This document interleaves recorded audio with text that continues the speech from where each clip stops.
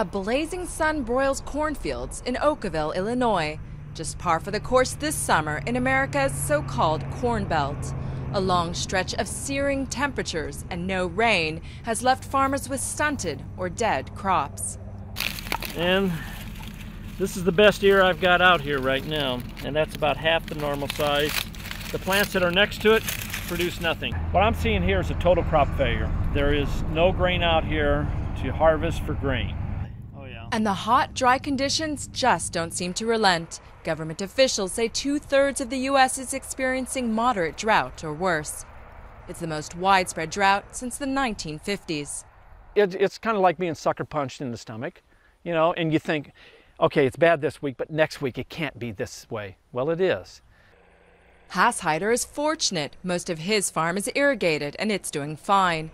But officials say only about 15% of U.S. cornfields are irrigated.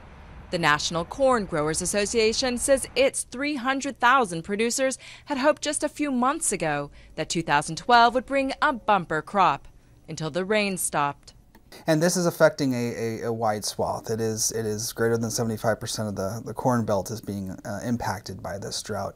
As harvest estimates drop, prices are soaring. Corn and soybeans, staples for livestock feed, have been hovering at or near record prices. That means a rise in the cost of meat, dairy, and eggs. Within a year, the U.S. Department of Agriculture predicts a 3 to 4% hike for shoppers at the supermarket.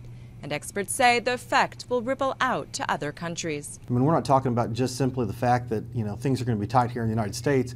When you look at such a large portion of the corn and the soybean crop that gets exported, you're going to talk about substantially impacting a number of other marketplaces. And there again, that'll impact with beef exports, pork exports, even potentially poultry exports as we look to other countries.